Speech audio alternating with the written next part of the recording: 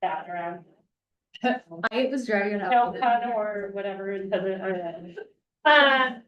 But I do want to start because, as I said, we only have this room. We're gonna get kicked out no matter what at 6:15. And so, and we've created the agenda, which I'll go over, to be concise and to the point and pointed and have a productive conversation. So, first of all, I'm Molly Lamphere. I've met many of you in this room. I'm the strategic community liaison for Dottie, which is a fancy way of saying I am kind of your liaison with our Dottie projects and the community and council. And I liaise for districts 4, 5, 6, 7, 10. So a lot of projects, but Alameda is one of those projects. So I appreciate everyone for being here. Thank you. Come on in, come on in. If there's seats at the table, go ahead. If not, over there is fine. We're gonna start just doing some introductions, going over the work group participants. You can see it's a pretty tight agenda. I'm really gonna try and stick to everything, but you can also see we're gonna have a group discussion that is like the majority of this. But let me go ahead and pause and let my colleagues introduce themselves in this room. So Rebecca, go ahead. Yeah, Rebecca Draper, and I'm with Molly in the Office of Community and Business Engagement, and Dottie, I'm the manager there, so. Yeah. And good evening, I'm Jennifer Hillhouse. I'm the Director of Planning and Mobility for Dottie, for Mobility Planning for Dottie. And I'm here just to help the team, support the team, and then hopefully facilitate some discussion at our breakout session. So that's where you me. Brett Boncory, Engineer Supervisor in the Transportation Implementation Group and serving as the Engineering Project Manager. Project. Hi, everyone. I'm Elena Porter. I'm the Dottie Strategic Advisor, so I really help liaise as well between City Council, the Mayor's Office, and the project. Hi everyone, I'm Nancy Kuhn, Director of Communications for Dottie, and so I get my press releases. That's do a lot of media relations set up. Nice to meet you. Hi, my name is Elizabeth Morales. I am also on Rebecca's team at the Office of Community and Business Engagement, and I am just taking notes. So It's very important. Yeah. We have made a commitment. I know that some people are joining on Zoom, but Elizabeth is here because we have made a commitment to do meeting notes and summary from this meeting that we will eventually post on the website. So thank you. And I know there's a lot of people here representing different organizations. I appreciate the name tags where you put like who you're representing. And I would ask, I'm not going to go around right now and do introductions, but as we speak, especially in that discussion, if we're doing group stuff, to introduce yourself and who you're representing. So, ooh, had a life of its own. All right, hold on. Agenda, work group participants. So, you can see here and on the agendas, we put organizations on here because everyone here, and that's also why I asked you to put your organization as representing someone, some constituency. I totally understand you're also representing yourselves. But I do ask that you put on the hat of whoever invited you here today, whoever you're representing, there was a rhyme and reason for that, and to talk on behalf of that organization. Okay, why is it doing that? Sorry, guys. Okay, so purpose and expectations. So let me start with purpose of why we're here. Okay, we have decided that the best path forward is to do a demonstration, to do the Alameda Lane repurposing live, and to test the demonstration live. So we can really address concerns and impacts and everything like that with a live demonstration.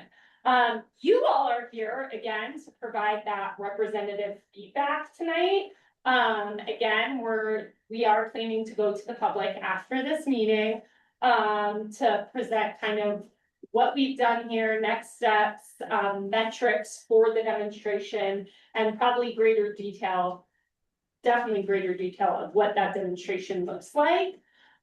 We hope that you will serve as communication liaisons for the neighborhood and the community. Help us get the word out about the public meeting and what we've talked about as well. We do have what I believe are shared goals that you guys, I don't want to read them to you. I think safety is paramount throughout this process and throughout our goal of what we're doing with this project. We want Alameda to be safer. We want the neighborhood to be safer. The vision is a safer neighborhood for all users. And so let's talk through what that looks like. Our commitments.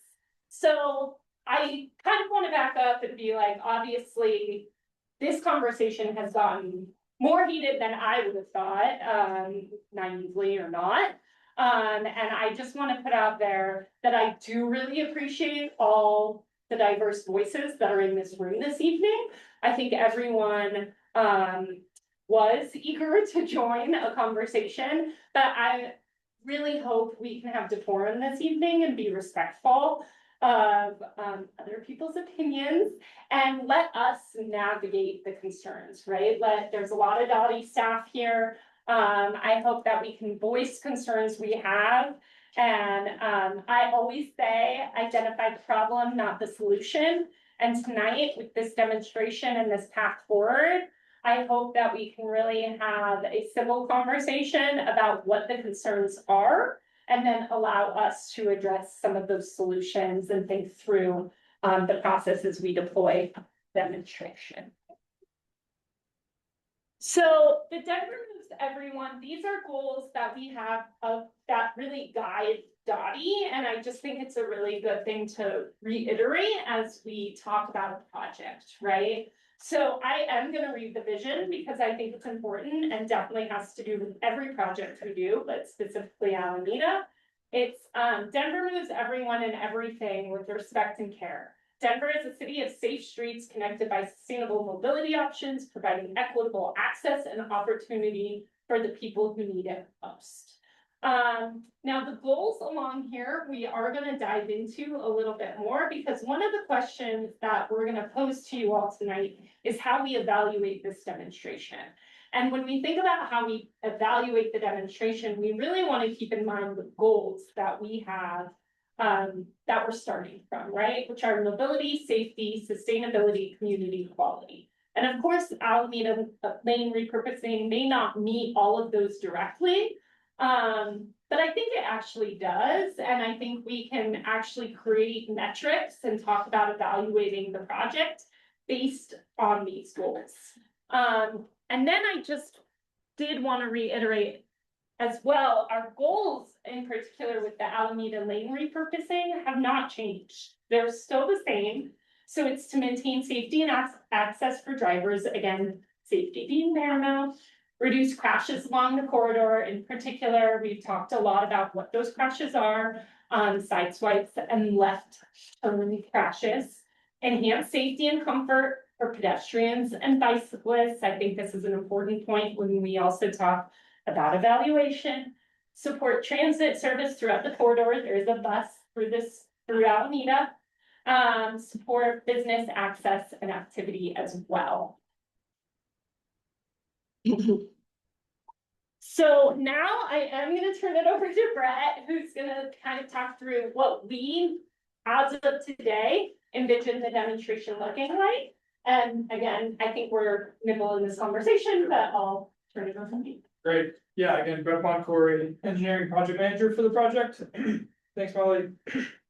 So yeah, as Molly said, we're excited to chat about what we think this could look like moving forward in the form of a demonstration. And to reiterate that, what we're talking about, we've had a lot of conversation about analysis. What is this going to look like? And we've heard the request for more analysis, for more community involvement.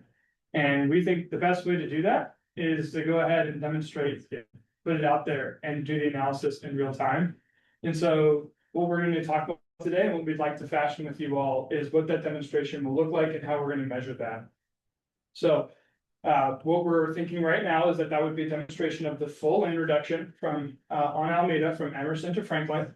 Again, we would conduct additional safety analysis and actually evaluate before and after the safety and operational aspects that we're looking to solve and mitigate any negative impacts that we might have. And ensure that we're prioritizing safety across the network, just like Molly said, for all users, for the neighborhood as a whole, and for Alameda, which was the primary purpose of the project to begin with. And as we do that, hopefully you can see that we do plan to further engage the community through you all and the larger community at large as we do that. So we're all going together through this process. Is it just right here? Yeah, you just do it on my computer. So that's the overall idea, and we'll just jump in. I'm gonna get a little bit into details real quick. And then we'll kind of pull up to talk about metrics. Is it possible trying to drag this up? Yeah, let's see if or even these guys off. Yeah, well. Maybe turn this one probably, yeah. Is that better? Yes. Yeah. All right. We tried to learn from the backup. Yes, that. There we go. We don't want you to fall asleep. Yeah. Oh, I'll fall asleep back there. I'm an engineer, you might hurt my family if you fall asleep back there. So the original project limits are from Lincoln to Franklin. And as you can see, the proposed permanent lane reduction is in the blue dash line. What we're proposing as of right now is doing a demonstration from Emerson to Franklin. You might notice that that's not the full lane reduction. Right now, the reason for that being in-house limited resources. We can talk about that as we move forward. But that's our working idea right now is Emerson to Franklin is where we would do the actual full lane reduction implementation. And what that would look like, to go into a little bit more detail, first of all, want to point out when we do this, there will be some features that will be permanent and no matter what are going to stay there. Those are the features that are in blue on this map, and I'll walk through them one by one here. So first of all, one of the big pieces of this was a reduced speed limit along the whole project limits. In fact, from Broadway to University, reducing speed limit from 30 to 25, that's going to go in. The RFB stands for rectangular rapid flashing beacon. It's the pedestrian crossing flashing signs. With a crosswalk and refuge island, that would go in at Franklin, Alameda and Franklin, which is on the way east side, labeled as in the blue 2 there. We would update the school zone signage and markings from Broadway to Logan. On the west side of the corridor, we'll have some new and / refreshed marked crosswalks at 2 locations at both Downing and Grant. Protected bike lane approaches. Just to be clear, there are some existing bike lanes on the crossing streets at both Washington and Emerson. So we're not adding bike lanes to Alameda, but we are going to be protecting the bike lane approaches at those 2 streets on Emerson and Washington. Right now, the bike lane just ends once you get closer to the intersection. A lot of people use the bike lane space to take right turns. We're going to be protecting that with some flex posts, bring the bike lane all the way to the intersection, make sure that people are not using the bike lane as a right turn lane and that we're reducing turning speeds around the across the bike lane, right, to improve the safety of that bike approach. We have several spot safety treatments, what we call access management, which basically means we are physically preventing the unsafe maneuvers that have contributed to some of the crash pictures, some of the crashes that we see out there.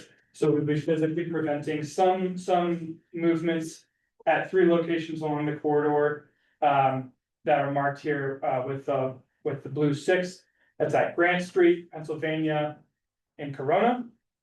And then off the map, it's actually not on the map here, but one of the big things that we've realized recently is if we do have some diversion, we would expect some on Virginia, and we do not want to exacerbate an existing bike and pedestrian crash problem that occurs at Virginia Downing, right next to Washington Park.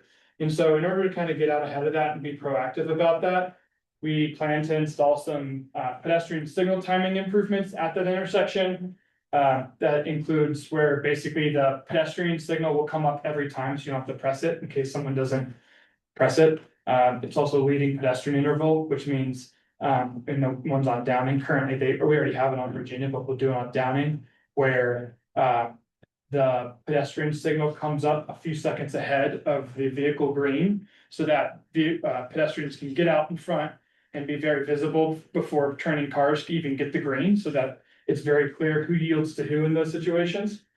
And then in addition, at Virginia and Downing, we'll do high visibility signals, basically bringing those signal heads up to standard so that they're high visibility. And make sure that everyone can see green, yellow, red. And then some flex post and paint bulb outs, pedestrian bulb outs at that location. Again, to help mitigate some of those bike and pedestrian issues that we're seeing, and then we definitely don't wanna, we're gonna be really monitoring really closely that we don't exacerbate. So that's the permanent ones that are going in. And then as part of what we're considering our demonstration, from Emerson to Franklin, the working idea right now is that we would have designated left turn lanes, which is the main safety improvement of the lane reduction, giving us space to actually have designated left turn lanes. So you can stop to take your left turn outside of the through lane, you don't get rear-ended, and then you take,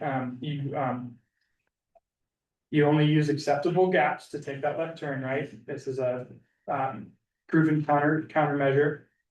That's at 4 locations along the corridor where we'll be designating those left turn lanes, marked with the 1 here.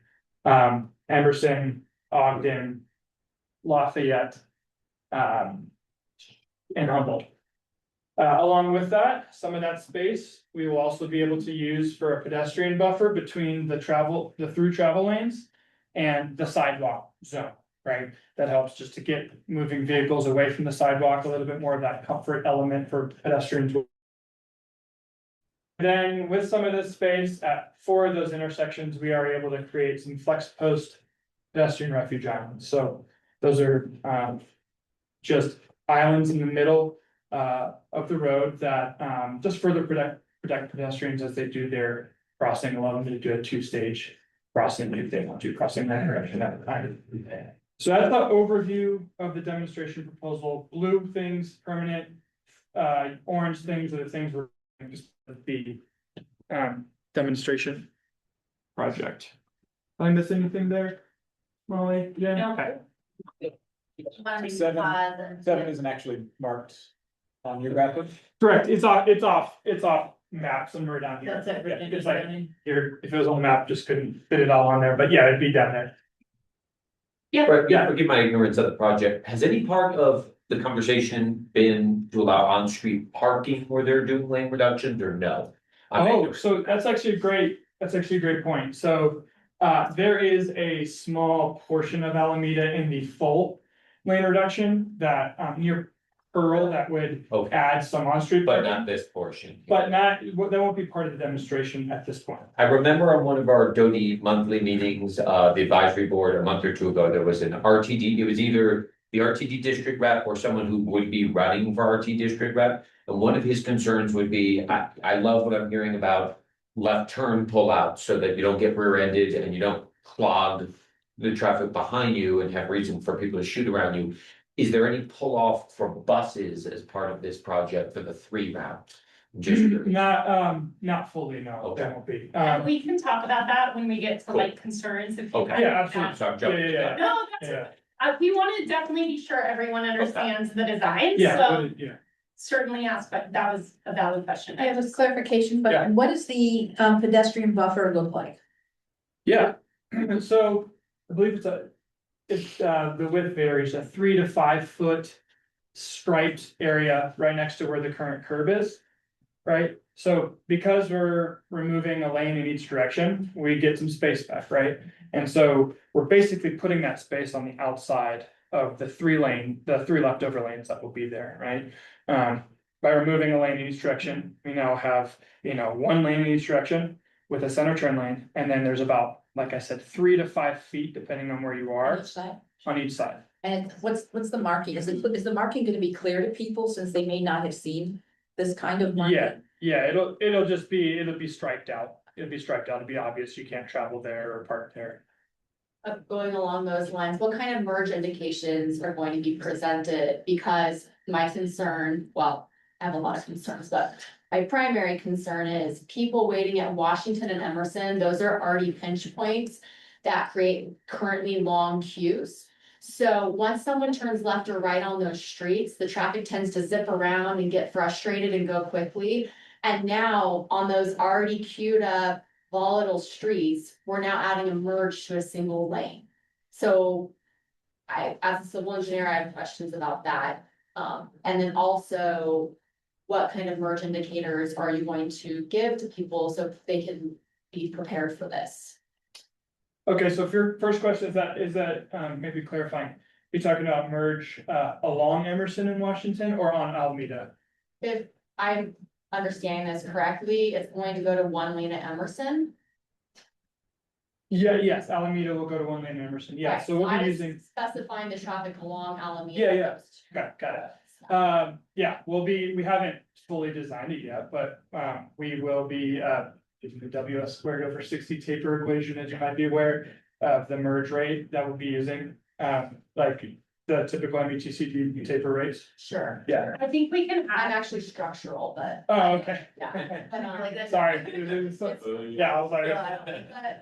But the problem, in my opinion, is you have these areas that are already pinch points, plus you have a lot of lights. Plus, we're reducing it by 4 blocks versus the entire project. Is that correct?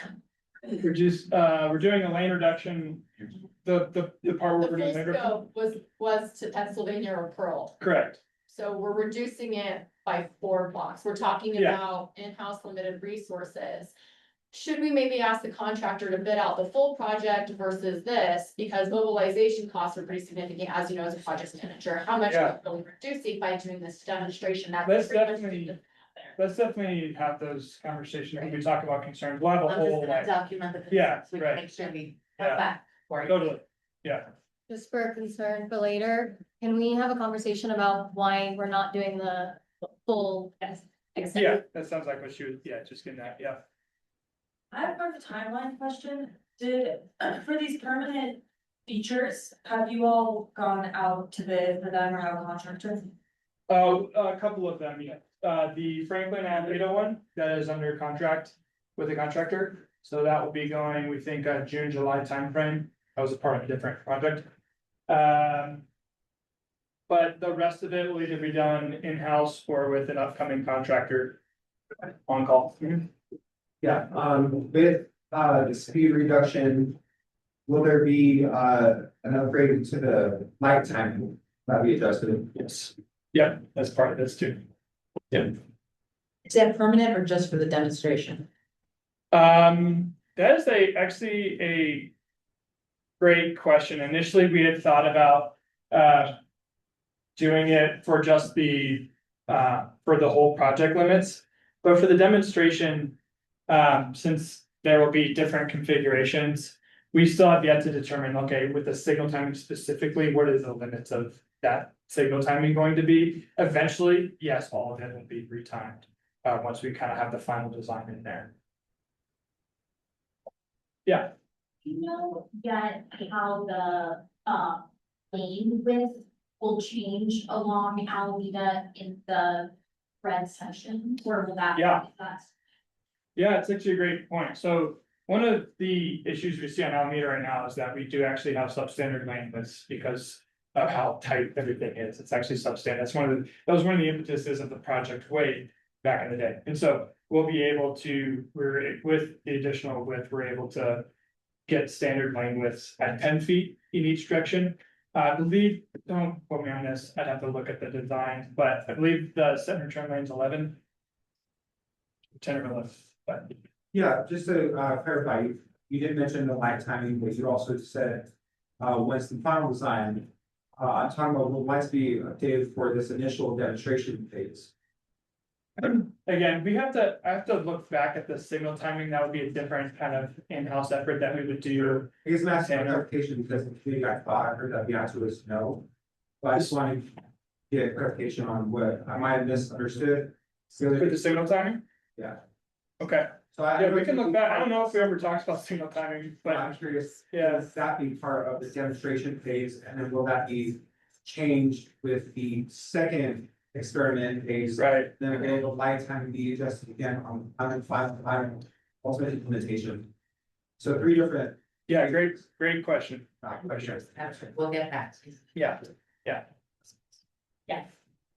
yeah, So lane width 10 feet, so 10 feet in each direction. I think when we measured the street, it was 38 feet all the way across. So that's 10 feet one way, 10 feet one way, and then the center turn lane is 10 feet. So there's 4 feet on either side, if I'm to understand that map. exactly. That's a pedestrian belt. Okay. That we were talking about. Yep.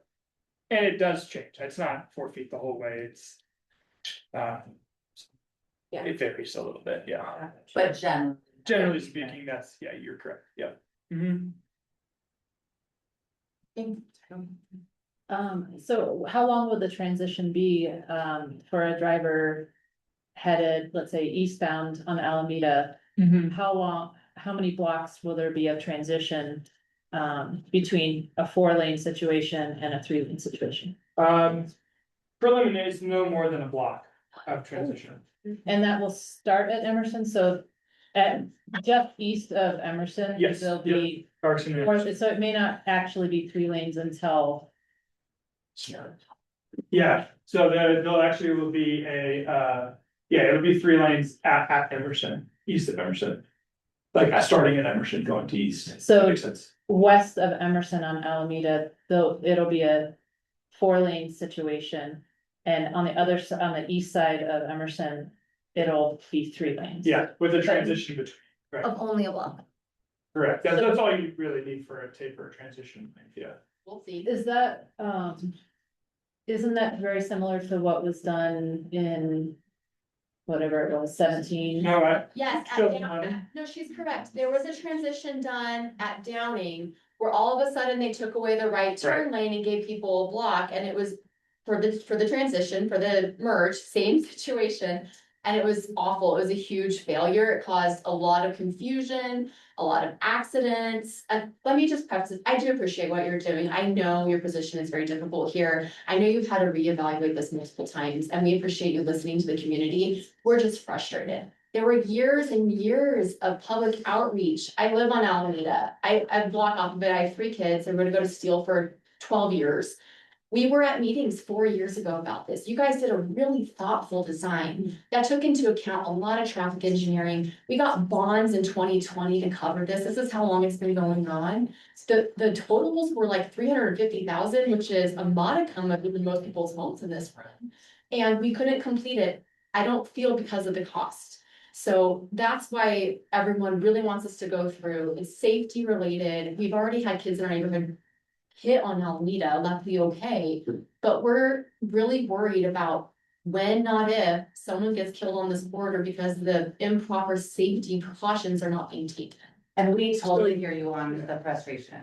And, you know, we get that. I think the demonstration for us is opportunity to think about all these, potential challenges that we might have with taper and distance. And so testing that in real life, coming back, refining design and ensuring that we have the right solution. We're moving testing forward. something that isn't what was previously proposed though. And It is. it's not really a the distance. demonstration. It's a demonstration of apples when we're looking at bananas. And so just to be clear though, it is the full lane, it's the distance, the area, the boundaries that we're looking at are a little bit shorter, and that really is to, it's not cost as much as it's resources in-house. And so we could absolutely, if you guys are like, we have to think about this whole thing, that is an option for us. It just could take us more time. We are excited about getting something out there for you guys as We've quickly as already we can. waited So- a decade so for if- this, so I think the Okay. overwhelming consensus of the community, and at least I know for all the children that's still elementary, would be a safer, long-term solution versus squandering what limited resources we have to do a demonstration that may not be completely indicative of what the original design. Okay, that is super helpful. And then if there's more clarifying questions, we just have a couple more slides to get through to get to our workout. Are these clarifying questions Well, that you it's guys just a continuation of Yeah. how it transitions. So when the public meeting happened at Lincoln Elementary, my first question was, if the project area is all the way to Lincoln, why doesn't why don't we just make it a 3-lane situation immediately starting at Lincoln? And the answer I got was, well, you need to transition drivers slowly, and that's why it's not till like around Pearl Street that it actually becomes a 3-lane situation. Okay, So I'm interesting. surprised to Yeah, hear no, that, this like, no, that's, this quick. yeah, so, no, so we were, there, so just to clarify.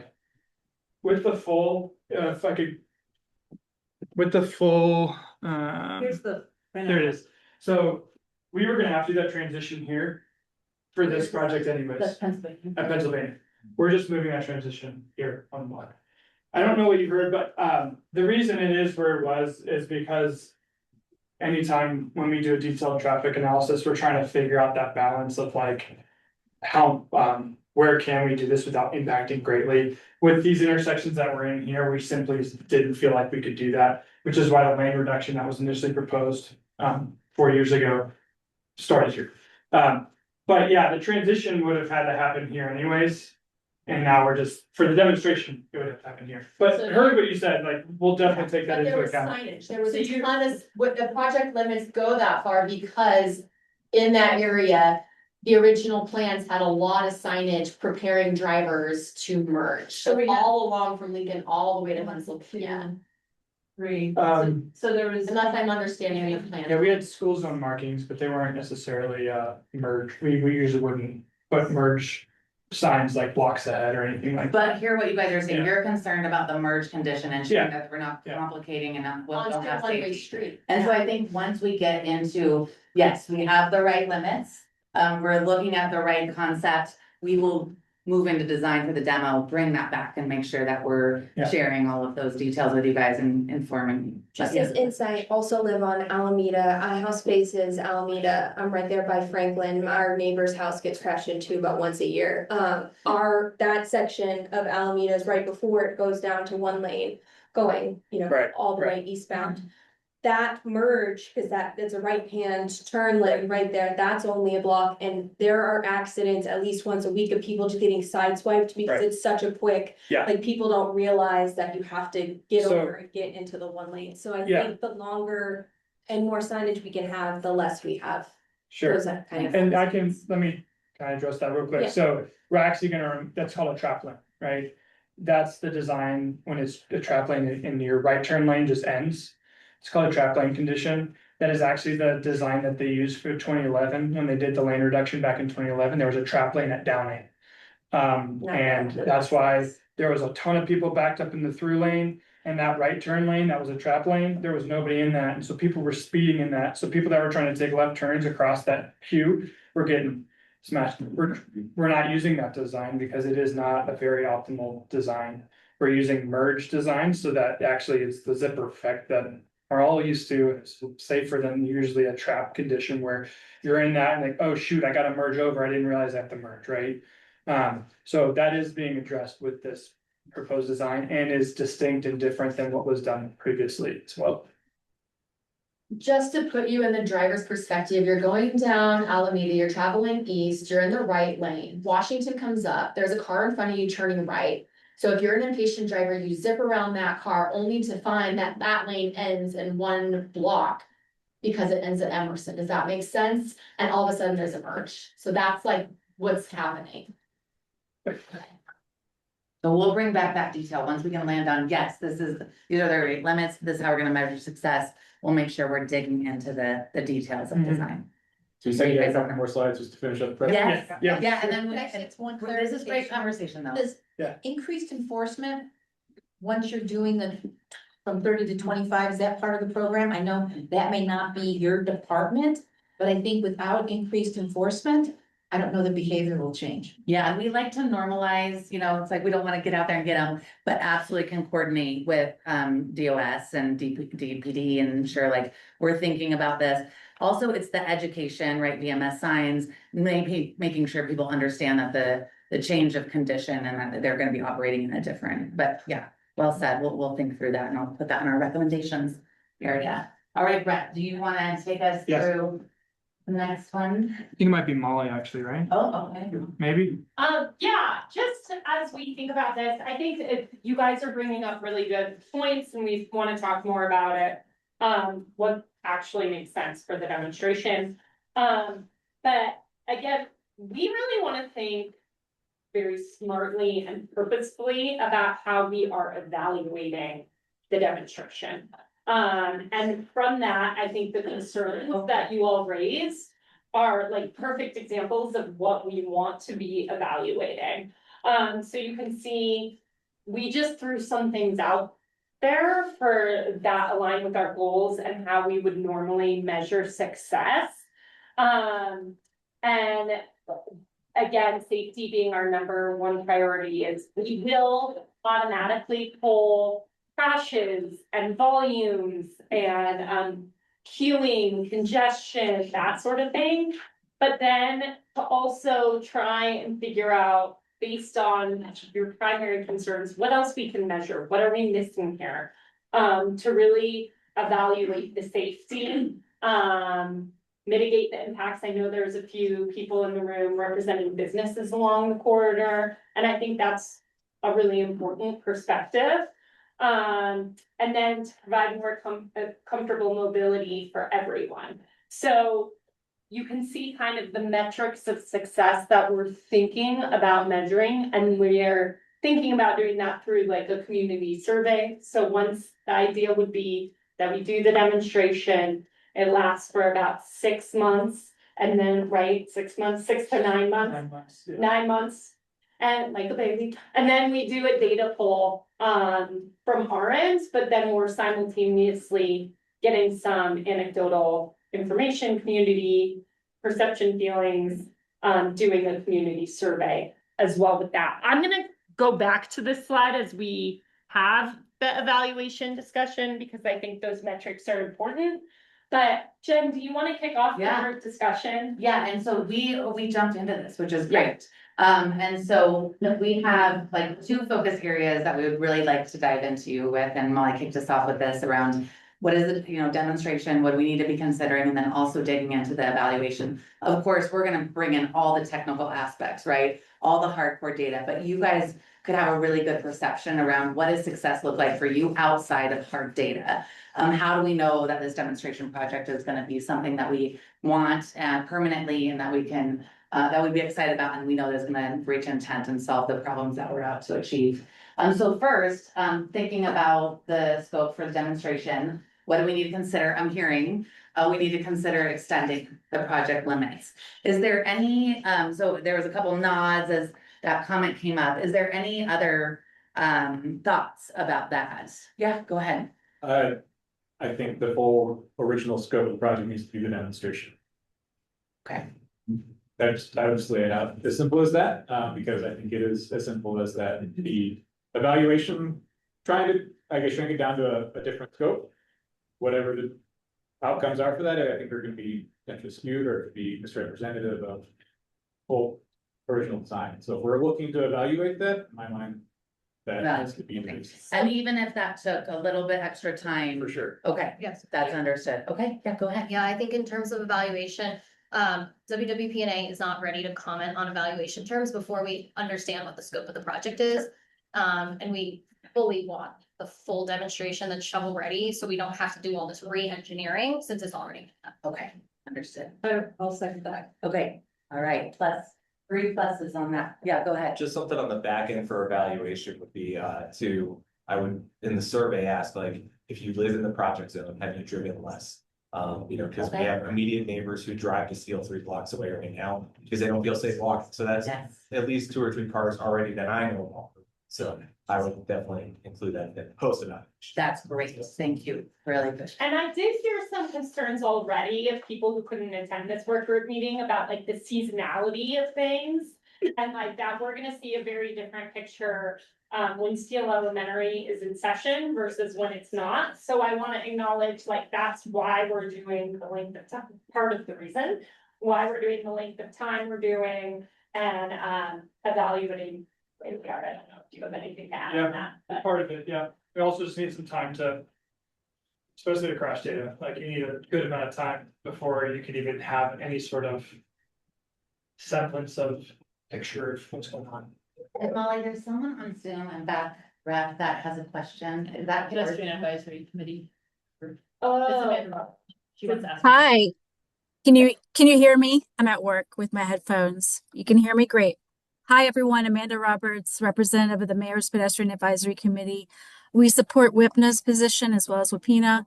I'm going to ask a broader question of Dottie.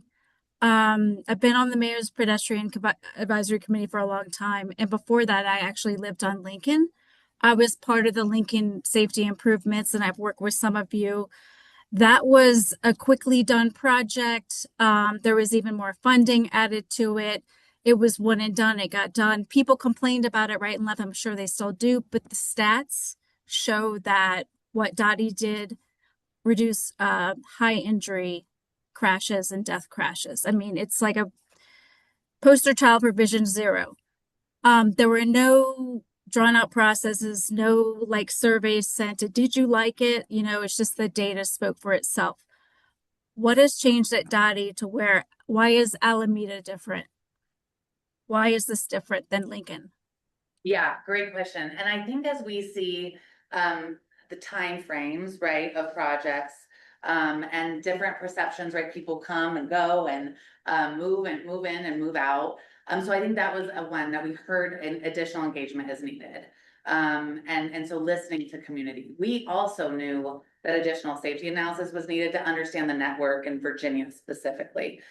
So we were doing this analysis in-house, but realized, wow, could we do more? I think a lot of support of this of like, let's go act and demonstrate and learn from it. So I think it's a way for us to respond to what we were hearing from community, but also learn in a different way. So I think that would be the main two reasons. Totally. Yeah, I appreciate your response, but the Alameda Safety Project started before Lincoln Safety Project and is still continuing. And for the Mayor's Pedestrian Advisory Committee, we're not understanding why this is taking so long and why. Is there something that's changed at Dottie as far as process?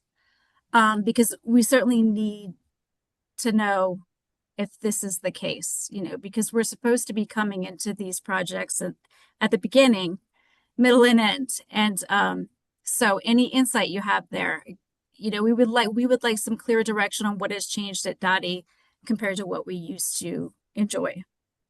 Yes, okay, well, thank you for the comment. And I think, you know, excited about the opportunity to move forward with demonstration. I think we're gonna learn a lot and it could set a course for how we think about other things in the future. We've done this, we did it at closures. You think about T-Rex became immobilized. So we have done a little bit of demonstration, but could be a really interesting way to get improvements out on the street quickly and then also learn from them in real time. But we have some questions in the room. Thank you for your comment. If we have a good 15 minutes, 20 minutes to have this conversation. So I'm gonna give you guys numbers and then if you have a new question, just raise your hand and I'll put you kind of in the queue. So who has questions right now? So we're gonna go 1, 2, 3, 4, 5. Okay, go ahead. I just speaking as somebody who lives on Alameda and has lived there for the last 3 years and has no plans to move, just as my stakeholder portion of this, I would prefer this not be a demonstration. I would prefer no survey go out. I would prefer the entire plan be put in place. And if you need to do survey Virginia, because I know Virginia is like your main concern, it's not Alameda. I would say spend all your time and money doing the stuff for Virginia if that's the main concern, but just go ahead and do Alameda as we had intended and as we had planned.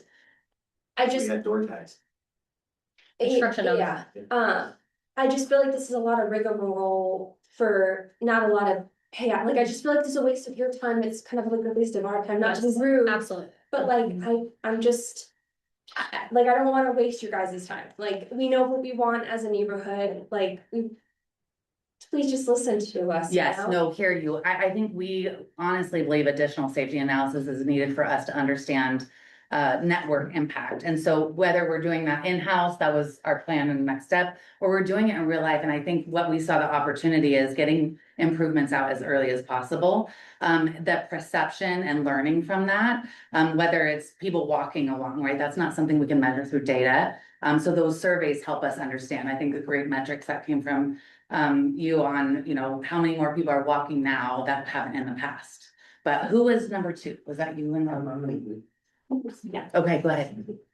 I want to double down on what I think Amanda from Zoom said, which would be, I'm certainly not opposed to community surveys, but, I think really clear before and after data would be really welcome. For example, I, like on the previous slide where you had sort of the chart, I'd love to see an additional column on there that says what are not just the questions you're asking, but the data points you're using. Kind of the thresholds of like, what does good look like, right? Like, what is Well, acceptable like, delay, is for that? example, like, in August when, just in the first top right, like, what is the number of crashes that you're seeing? Like, what are the speeds that you're seeing? And I think we need current benchmarks. Okay, And then the clear, then the corresponding data or great afterwards. suggestion. That's great. And I know that my group would be interested in, your peak hour travel times, the peak hour queue lengths. I think you've already mentioned tracking the diversion to the neighborhood streets, so that it'll be up there. I don't know what metric number that translates to, but like that before and after. So I think getting to that, I think there's been a lot of talk about feelings, and I think some clear current and then after data would be really. Absolutely. Okay, thank you for that. Go ahead. Yeah, thank you. I just want to reiterate, based off of all the meetings that I've heard, I represent the District 7 office. Our community is very adamant about the original plan as designed being implemented with lights being adjusted as if it were going to be the real thing.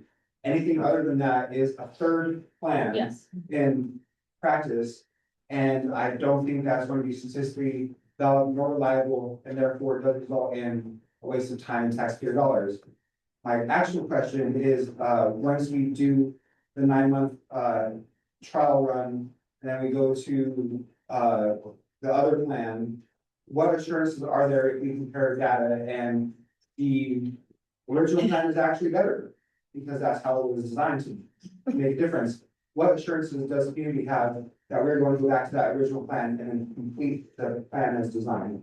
Because my concern is that we're going to go with this other proposed option, and then the city's going to be the city and be like, oh, well, for this reason and that reason and this reason and that reason, funding, we can't go back to the original plan for some reason. What assurances can we have on that? Okay, well, I think, so just to be clear, right, the original plan is what's coming in. We'll think about the limits of hearing No, you guys. it's not the original plan. Yeah.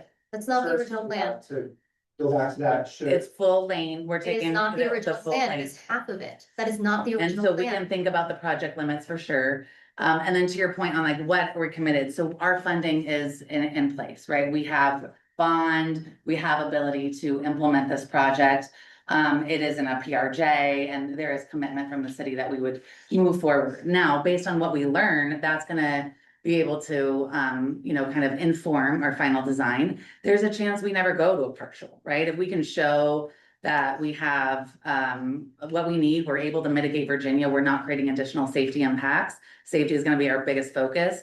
That will help us understand our final action, and we are gonna keep you guys through. We learned, right? We learned that transparency is really important. We're gonna show the data, we're gonna keep you guys involved all the way along, helping us define those success metrics, so that we know together what good looks like. So that it will move into implementation. Anticipated to change in the first place, so I'm not sure how we're even having this conversation in this present moment. But I just wanted to just leave it here today that I'm concerned that we're going to try plan A, try plan B, and then for whatever reasons, the data is going to indicate that plan A actually is more effective, but due to funding issues, the name of the game these days, I'm concerned that we're going to be stuck with ineffective plan just because of funding issues or whatever the excuse to sure maybe at that point in the future. So. Right, understand. All right, who was number 4? Was me. Thank. So I have quite a few questions, so I'll just rattle them off. So I know that there's been safety measures put on Virginia. We've been waiting to see those numbers. We've been told it takes around a year for traffic to even out. And so I'm just a little concerned that we're gonna be implementing a plan that's gonna be 9 months. And then we're gonna use 9 months of data to inform a decision. In terms of a safety analysis, WWPNA has asked for a loss safety analysis on the partial plan. We would love to see that. in terms of, as a group, just like generally as a group, how are we coming to make decisions? Is everybody getting a vote here? Are we advising you? What's that look like? And then you made a comment saying something like, we have to show that this works. Who are we showing this to? The research shows that the original plan is going to work. Yeah, I think we learned from the demonstration, right? And it might allow us to think about outside improvements, not improvements on Alameda, other things that we need to think about, mitigation, so we don't have unintended consequences. I think to your point around who makes a decision, no voting, right? This is not a decision-making body. This is a body that provides feedback and input to the city. We take that feedback, we look at our data, and then Dottie makes the decision on how to move forward. We will keep you along the way, every step. And if we need to, sit, and roll up our sleeves with you on the data, we're happy to do that as well. So we plan to move this group together because you guys are so helpful. It's important to be able to have smaller conversations. We roll up our sleeves together, but we also go into a broader public meeting, understanding there's so much interest, and we heard a lot from that. So we are committed to having broader meetings. That would be a great thing to learn from you guys, like, what does that format look like? How would we be most successful? And then on the LOSS, I think Brett may be happy to stay. After the meeting is very complicated. We have a slide. we could pull I up, but- understand it's complicated, but we've asked for it. Yeah, And we can kind of go through. We can Yeah. talk about it, yeah. Can you just give your elevator pitch? I'll give the elevator pitch. LOSS is used to analyze existing conditions to talk about the magnitude of an existing safety problem. So it won't tell us if a partial is gonna be better than the full. Right, but you did a loss for the partial, for the full, you Uh, did. yeah, it was like a back of the envelope. No, no, no, no, no, no, no, no, no, no. So it was on the existing, it wasn't actually on the full, it was on the Alameda. The existing partial plan had a conditions. back of the envelope. It was- Analysis, the original plan had a loss safety analysis. So the loss, LOSS is level of service of safety. And all it does is look at the existing crashes on the corridor and says. This amount of crashes is a moderate or high problem. That's all a level of service safety analysis. will do. No. So We're gonna table we can it. talk about it later. We're gonna talk about it after. We could even bring our Okay, can we experts bring with diacritics and have you guys. West Marshall at the table? Can West Marshall come and sit at this table? Sure. Yeah, and especially as we go to the broader community, and we could even have a small group meeting with We Wes. can and dive deep. Our into engineer, we that. can dive deep into this if you want. We can bring diacritics experts in. Academia and it's just like, thinking through how we all come together on this. And trusting each other, right? We have really strong experts that are looking at this, but we are willing to bring you along, and so that you can see it too. I think we answered all your questions. I think there was one more about the amount of time. So yeah, usually ideally, we would like to have at least a year for traffic patterns to normalize. When we're doing these things that are more like, we need a shorter time period to test. We are willing to go down to usually allowing like 3 months for the traffic patterns to normalize. And in this case, when we're kind of in a demonstration mode here, we only need 3 months. And it's the 9 months that she talked about, because we're thinking 3 months to do traffic normalization. And then at least 6 months, it still is not ideal, and it will not, to your point, just to be honest, it can't be necessarily. The crash data specifically, with only 6 months of data, won't allow us to be fully conclusive, but with that, with observations, with speeds, with all these other data points we're trying to bring in to try to make it a little bit more comprehensive and conclusive of a picture, if that makes sense. So. Okay, So there was, was there? Well, I was gonna just keep summarizing for us. So I think if we go back to those 2 questions that we are looking for you guys to help us with. Is around the demonstration, hearing that as we move with the intent of moving forward with demonstration, understand that we want to just move forward with the permit, but. Well, understanding that our intent is to move forward with demonstration, that we all want to look at the full limits. That there is concern about merge, so we'll make sure that we're coming back with that. And then on the evaluation, great comments coming from you guys. Is there other things that you feel like, I know that we're gonna be testing all the technical things, so we don't need to go into that, but the things that would mean the success for you? Is what you're Hold on, because we have 1, 2, and then 3. Number 5. Well, yeah, Oh, I'm sorry. reading you. 1, 2, and I then didn't realize we had Three. people in the queue. 4. Yeah, sorry. Go ahead. My name's Mark Burzins. I own the little strip center in Pennsylvania and Bayonne. I also own Spot Bar and Grill, the business on the corner there. I actually live on 7th Avenue. So I was reminded by the biking coalition that as a resident on 7th Avenue, it's about more than the residents. And so I don't want any residents to feel, I remember thinking so infuriated when they reminded me that 7th Avenue is not just a residential neighborhood. And I was supportive of the bike, but I walk, most days I walk from 7th and Lafayette down through West Wash Park, and my office is on Virginia and Broadway.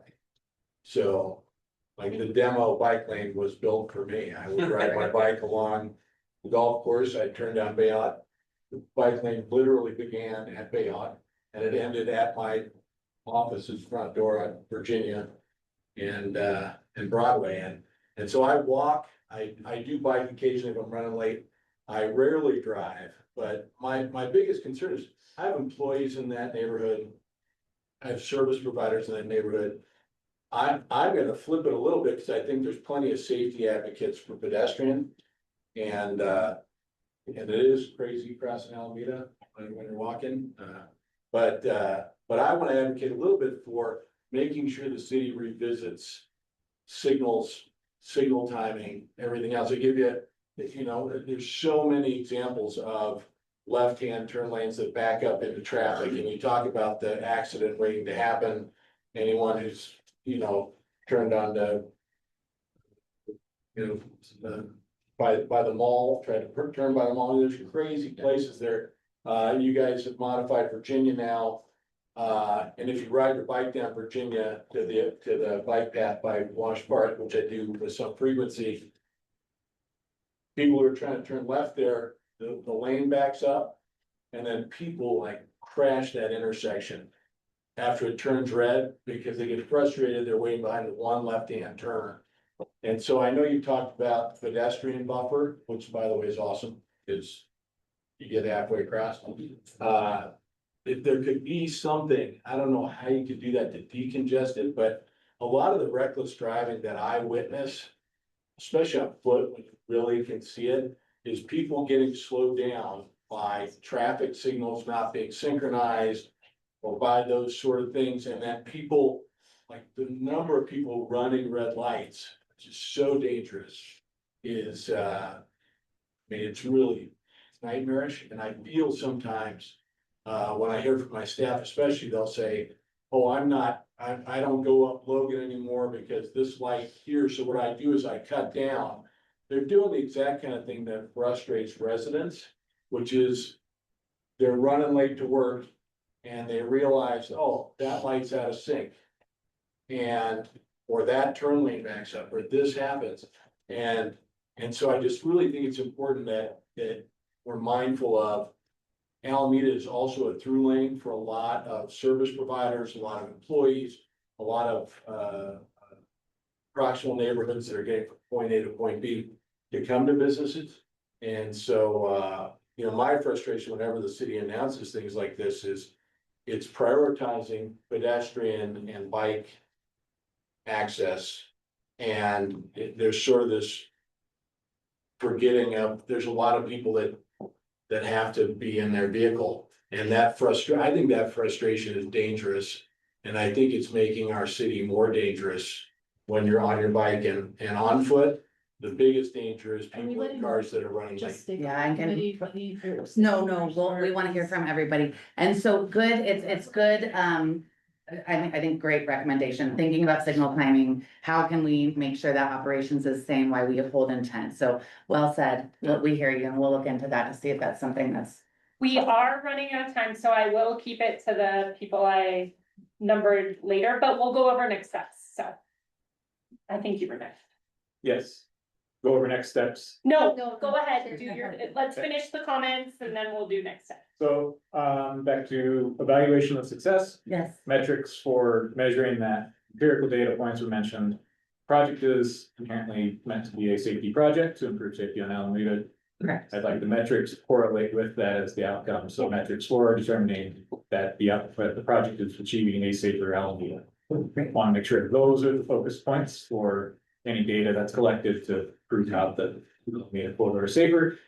And then, Virginia is listed a lot in metrics. I don't understand necessarily why we're growing the bounds or how we've decided to grow and have adjacent corridors determine the success of the project in the Alameda. And it may not, right, it's just understanding the additional mitigation that could be needed, or, right, just to ensure like we're thinking network wide And and. that could be additional data points collected and empirical data evaluated to then inform additional projects that would take place on those corridors, but not necessarily affect It would the be, project. yeah, the side street diversion. Fine. There could be other things outside of, Thank you're right, you're right. Other So I projects. would look We'll hold to them kind of separate. silo Right. the project and Yep. say, we're going to define success of this project, make it definitive to that corridor. Okay, And not evaluate success of Alameda because something happened on Downing, something happened in Virginia, something's happening on Broadway, right? Where do you, if you're going to expand that evaluation, where do you stop it? It's a dynamic system. I don't understand how you can, where you draw the line if you're going. okay, that's good, though, we'll isolate the metrics so that we can see what we're achieving.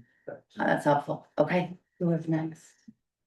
Jody, good memory. Yes, and then What is the definition of crashes? Is it just vehicle, pedestrian, or property? Cars that are parked, or people's houses and fences? The short answer is all, but specifically, we'll be looking at some of the more severe crashes that we see. Particularly the crash pictures that we were seeing on Alameda were the left turn crashes, the broadside crashes, and the side side crashes that made up a very large portion, more than expected portion of the crashes. Yeah, if this was an engineering construction company, which I used to work at, they would be looking at near misses. Because near misses are predictive of the larger incidences, and I don't know how we could do that, but that is how a construction project looks at construction safety. Yeah, Get ahead of yeah, it. so we can definitely we'll be out there in the field and seeing what we can see if that's happening. Are you gonna have a way for people to call in? Cause a near miss, if you're not there, you don't know, I don't know if people normally would report it to 311. Yeah. Can there be a way to report? That's great. What happened, when it happened, and why they think it happened? Now let's think through that, yeah, let's think through it. Yeah. We will take that. Because that could be part of, yeah, I think we can think through how that might look. Yeah, Cashman, were you? yeah, Councilman Cashman, and then we have to close up. Amy, I'm sorry. Yeah, no, Well, we had stakeholders, there are people that weren't stakeholders. And we have to be out of So here could I at just 15, say, maybe. Hold on, maybe just a a second. 30 seconds? Go ahead, yeah. Thank you. All the concerns of what this lane reduction will do are valid concerns, right? Nobody wants people cutting through the neighborhood. That may happen, it may not. Calling it a demonstration, I think, is a mistake from, I don't want a demonstration. I'm talking about a 9-month demonstration of 2/3, half of the corridor. Do a year implementation. Just do it. If people are cutting through, figure out what to do about that. But I honest to God, I've struggled with this. I don't see any reason to do this. I mean, as was said by my colleague from B7, it's not the plan. It's part of it, but you're always gonna wonder, what were you missing in those blocks that didn't make it into the demonstration? Y'all are gonna do what y'all are gonna do. I couldn't support, if I had to make the decision, a 9-month demonstration. It just doesn't make sense. Thank you. That said, I believe you guys all have safety at top of mind. So I get that. Thank you. Yeah, thank you. If you have like 30 seconds, because we gotta wrap up, but go ahead, please. Okay, thank you, everyone who works under this mayor. I know you're just trying to do your job. I want to point out that, many of us in this room feel super frustrated that it has taken, trying to move mountains to, communicate to you that we want you to complete the shovel-ready original full lane repurposing the entire length of the corridor. It's frustrating because we know from court documents that 2 weeks after receiving a letter from Actor Alameda, the city changed this project, made the decision to go with a partial lane repurposing. Mayor's Pedestrian Advisory Committee, Dottie Advisory Board, West Wash Park Neighborhood Association, East Wash Park Neighborhood Association, a group called Safer Alameda, most of city council, most people in this room, I would guess, want you to just complete the shovel-ready original lane repurposing in its entirety. And I would like to take a straw poll of stakeholders in this room who agrees with that statement that we would like the city to, whether they want to call it demonstration or not, install the original full lane repurposing the entire length of the corridor. Is there anybody opposed to that? This is Strawful. That's that. All right, so should we wrap with the next steps for Yeah. them? If they're ready to. Yeah, we gotta skedaddle. So, I appreciate you guys have given us comments. We heard it. We're gonna go back. We're gonna summarize the meetings. That will be made public. Let us think about next steps. We hear you, especially your last comment. We hear it. But, this is what we wrote before this meeting. We promise to be nimble and listen to feedback.